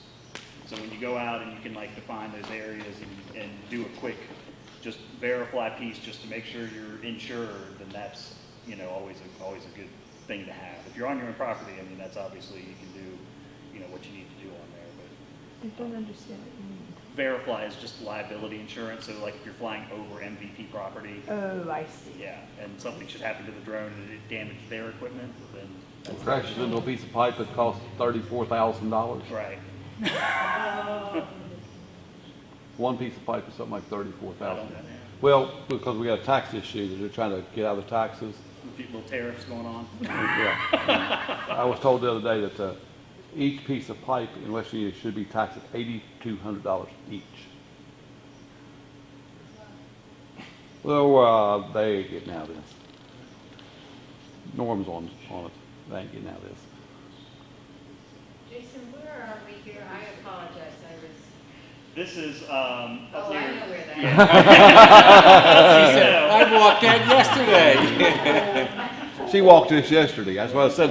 I said, that's a Give little, you some images you recognize. I can't see it right now. Where is that, Liz? This is on. So his is here, and this goes up this way. starting at 122, heading toward High Top. Indian Creek. Yep. Heading up, North of Indian Creek. it's the High Top where it's heading to is the highest point in Monroe County's crossing except for Peters Mountain. And that's You can see it from everywhere. This appeared right about here at this stockpile. You see how much taller that stockpile is and everything else, and they pushed it all just right over top of it. So. And it's And amazing. they have silt fences here, which is the most visible spot. Right. And an inspector comes here, but last week and then That's this the- weekend, I was up higher, and it's like, Nothing. there are some in some spots, but mostly not. Mostly not. So you hiked up here Yeah. because you can, because it's Yancey's property, right? Okay. We walked up there one day and we got as far away as we could and the thunderstorm hit. I mean, we were literally as far away as we could get and boy, we got drenched. We tried to get underneath Look at that. our excavator. Yes, and. See how overwhelmed that is? You can see the sediment line up to the top of the silt fence, so it's already been overwhelmed. That was overwhelmed, actually. Today was interesting because that has been sitting there for weeks, if not a month or more, in that frozen or, cracked, almost filled.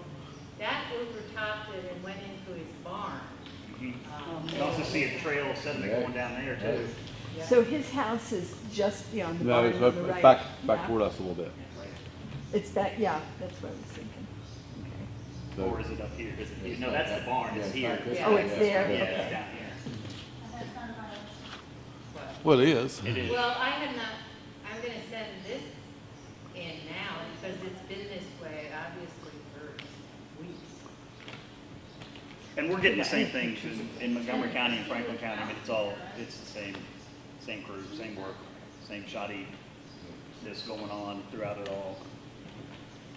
It's an engineering marvel. It's an engineering marvel. Yeah. So are all the black Yeah. things that go on the pipes are relevant? I think, Yeah, one thing we've been trying to argue with the DEP, which is falling on deaf ears, that, you know, they have these sediment erosion control plans that have been approved, and we know that they're not working on these steep slopes, but Right. the DEP will not change it. Right, because mitigation is their procedure right now, and they think they can mitigate their way out of it. Until engineers get on board with losing mitigation as a viable procedure, it's likely going to stay that way. I have a plan for your eternal mitigation. Uh-huh. Yeah. So it's, you know, as far as the drone flights go, what the lawyers recommend are that you are Part 107, which is a licensed UAS operator to fly over construction zones. And they're considering this commercial purpose, even though we're doing this for nonprofit intention or through nonprofit funding. It doesn't matter. It's still considered commercial. So they want 107 when you're flying. Which is a little more complicated than just buying a hobby license Yeah, for it's- $8 or something. Well, you don't even have to buy anything for hobby. You can just go fly. Just fly one. Yeah, fly. You can fly with hobby. You stay under 400 feet and do all the same. It's the same rules apply. You're not using it for commercial gain. Not that this is gaining anything. It's more out of pocket. You know, I mean, we know that it's more out of pocket than anything with this. But just to be precautionary, I think we need to target Sundays because that's the day they typically aren't working. Although they work this weekend They do. on Sunday. I got pictures of them this weekend working up in Summers County. Yeah, they work this weekend in Montgomery and Giles and Franklin. I don't know what the heck. they didn't hear Marty. They were in Summers County up on Judson Mountain. I was in 4 counties then. They were in some. For 24 hours. They were on Judson Mountain, way far away. 7 days a week. And when they start Oh, I having was to go way back blast the then. rock I and was on realizing the that they have a Dawson. lot more rock than what they estimated and they're going to be in these places a lot longer than they realize, that's when they're going to really want that 24/7 because they need to make up time at that point. But DEP did not anticipate any blasting in West Virginia. They were ready Did not to anticipate it. they were ready to blast 2 days ago. They were ready to blast on the Creamery Road. I saw the holes, so they're going to blast on both sides of the road there. Where? Creamery Road is in Monroe County, just before you get to Summers. So they have blast holes there 2 days ago. Is that why they moved on the equipment? Well, Because yesterday there was a line of 10 pickups up there. I have no clue. I just was up there, put up my MVP construction sign in front of the road and took a picture. I can't say a lot about West Virginia DEP because they're doing a hell of a lot better job than Virginia DEQ. Which is sad. You know, y'all at least got violations up here. I mean, we can't get it. We had a mudslide. We can't get them to do anything. It's insane. It really is. It is. It's insane. So, After all the stuff they said they was going to do, and they said ours said they was going to waive the rights to protect their water, right. and they said they was going to do stuff. I was there, Yeah. and they haven't done a dang thing. So there really wasn't, I mean, it's real simple as far as the Part 107 goes. You got to take an exam at an airport, and if you know maps, you can get through the exam. It's just a matter of studying on the map lingo and what their terminology is, and that's really all it is. Is there a study A guide? lot of study guides to the FAA. I can pull together some resources and we'll send that out to everybody so anyone who's interested can start studying up and looking. You can take them at most airports as long as they have the licensing piece at that airport. I know Blacksburg has it. I'm sure some small airports up here have it. So Short Lewisburg has it. yeah. I would say that if you want to fly, that any time that we're coming up here, and myself or Mannon are out there, that we could arrange it so we go places and we train y'all. You could be the pilots while we're there and just being the pilot in charge. And so I think we should take advantage of some of that and get some, because you need control time. You need control of time is the most critical thing. So we're just going to have to plan days and just hope we hit it right on weather and that we can get out there and actually get the practice time we need. We'd love to get you over the Greenbrier River and Mark Trails. It's right Yeah. Oh, yes. So that's one thing to talk about, right? Like what are the critical places that we haven't flown yet that need to be flown, and starting to get that list together so we can, you know. Greenbrier River, Keller's Creek. Good Back place. off Creamery, way back here. I mean, there may be somebody, because there have been some reports made to West Virginia rivers by unknown people, thank goodness. But I don't know anybody on Kelly Creek, and we really do need to monitor that. Not a great place to walk the road up, but there's not much traffic. Yeah, that's okay. And we can fly over. There's not an issue of flying over places. That's not a restriction. Just We launch can them. fly over other people's property and do those things, even if they've signed and aren't in agreement with us. We're allowed to fly over them according to the FAA.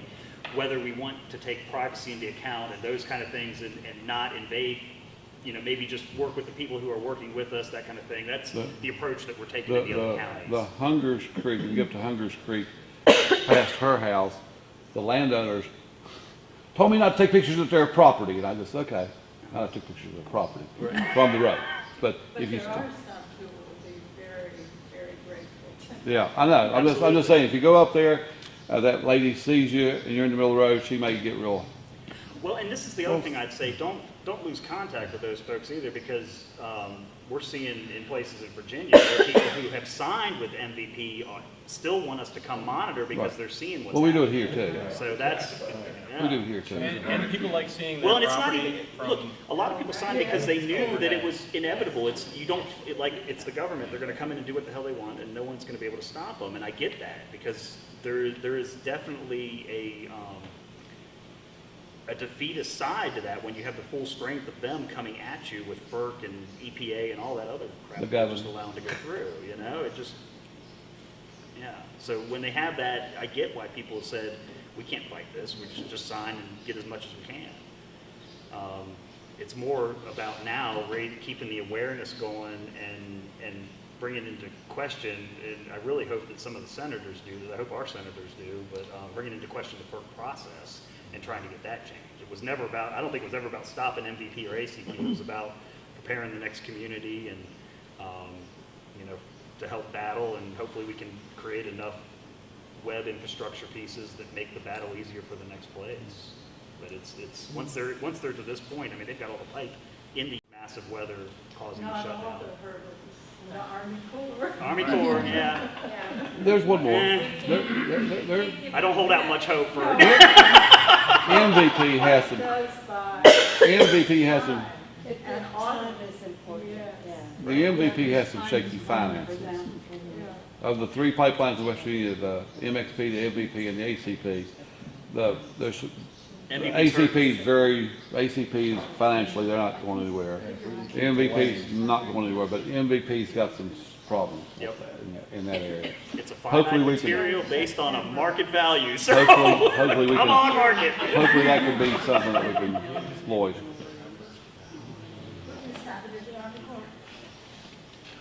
I want to make sure everybody is aware of Patty, the thanks. hotline number that we use. I'll be sending you an email for this person, so I don't know which email address to use, because I got three of them. Louder? 833, he's going to throw it up Just on the one slide of here them. too. 833 MV Watch, it goes to a service that we use that will actually take a transcript of each call. So if you're calling from West Virginia, let's say there's a weather event and you're out driving past a site and you see something that you just know is a mess or a disaster waiting to happen, but you can't stop because you're on your way to the next disaster. If you put that number in your phone, you can leave a voicemail there, and we can then reach out to Autumn or folks from Trout Unlimited or whatever, if we can get somebody on the ground to cycle back to where you're reporting from. And time permitting, volunteer availability and all that, if we can combine those ground images, field reports there with a flight to show that you can't pan out more than what this will pan out. So if we can show this is where the violation looks like it happened, and here's the site from overhead, and especially if it's a site we haven't been to that we can plug into the work that we're doing. And I would love to see that continue all the way up the route if possible. It's just there's only so many hours in the day. So use that number in those instances where maybe you're traveling or you hear from somebody else in the community that sees something. They can leave a message there that we can make sure to put them in touch with. And we get an automated email whenever you leave a text message or leave a message, voice message, we get an email with that right away, so. I think that's so great because a lot of folks are intimidated just by the whole monitoring, reporting, learning enough not to, be sending in things that really are counterproductive. Really don't worry about that. Yeah. Because, I mean, and I get it but you're gonna get better. You're gonna get better with every picture you take and every criticism you get back from us that is just meant to be that, guiding hand. So you really will. And a lot of calls that we get at this number are from landowners, and maybe this is the first time we've heard from them. And now they're willing to have somebody come out and do a flight. So if we have a place to take off from, we have a whole other section of the route that we can get. And then they talk to their neighbor, and that's really kind of how it's got to go. And the way our software is working is we can actually put in those different points, and we did an estimation in Montgomery County for this one property that we had access to, but then the brother got mad that we were over there flying. So the one brother's giving us access, the other brother has issues, and so we went over and measured just to see, okay, if we take off from this spot, how much pipe can we see? If we take from this spot, how much can we see based on the 1,500 feet away from the receiver? And from the one property, the one brother who was mad at us would want us to fly from, we could see 400 feet of pipe. From the other locations, we could see almost a mile. So it's that big of a difference when you get into some of these spots. Sorry, go ahead. I just wanted to clarify, talking with Autumn and Indian Creek, it makes sense for us to channel everything through them. They will be sharing with you all. So if we're taking pictures and it's not something urgent, just go through that channel. If we're out and we're seeing all hell flowing all over the place, then we do this. Is that about right? Unless you can reach Rivers or Trout Unlimited or somebody directly. The reason because I've posed that very question to Autumn, and the reason that I'm recommending that you have this saved in your phone is if you see stuff that you think is urgent, that you're not going to be back at your computer until later in the day, or you can't reach somebody there. When we get that message, if it's clear that we're trying to get that to those folks, then we'll get it to them and hand it off there. Gotcha. But then we have a And we record. maybe like even triage. reach out and have y'all send an email to the listserv and say, hey, this has been reported, can someone go check that out real quick? That's a really powerful crowdsourcing. Which listserv? Well, whatever, I'm thinking the volunteer sign up for this group here. Okay, I Like gotcha. this, because this is basically we're looking at county by county areas, and having everybody, Did you fly the Narrows? No, we didn't make it to the Narrows. I'm hoping that since they're here today. I have flown the Narrows.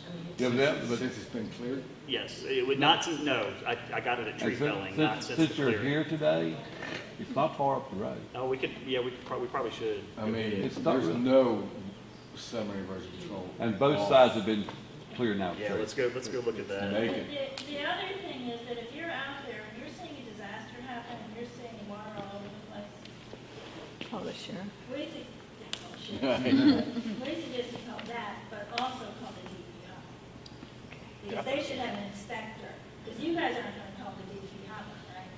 That's all, yeah, Autumn, we would, if you all call here, we would forward this to Autumn and Jake Right, and get, you're right. But if Autumn and Jake aren't available, right, we need, if you call the DEP hotline and say, I need an inspector right. now, now means to them 24 hours or something, but Right. at least Oh, we I've- reported it.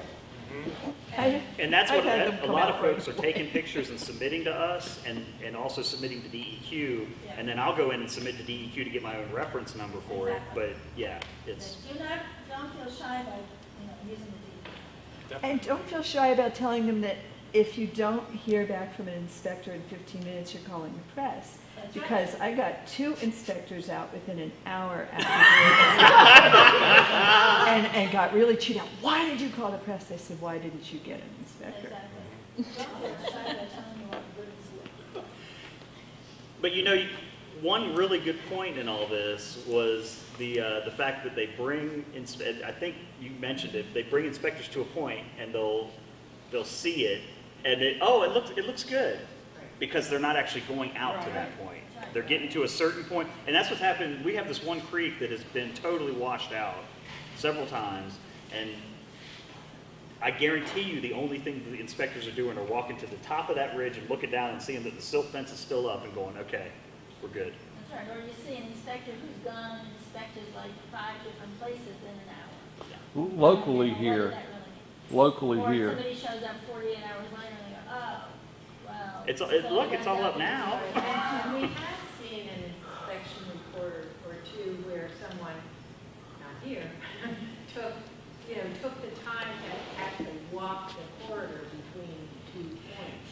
And those seem to be much more thorough. Yes. Reports coming out of this. And I think you do have inspectors that want to do that kind of job, and then you have inspectors who don't want to hear from us and just want to get this thing done. That's right, and so if it's at all possible for you to meet the inspector at the site and say, oh, come on, let's go. Yeah. But that's practice. You want to fly a little? See some? you can, Where are you gonna do it?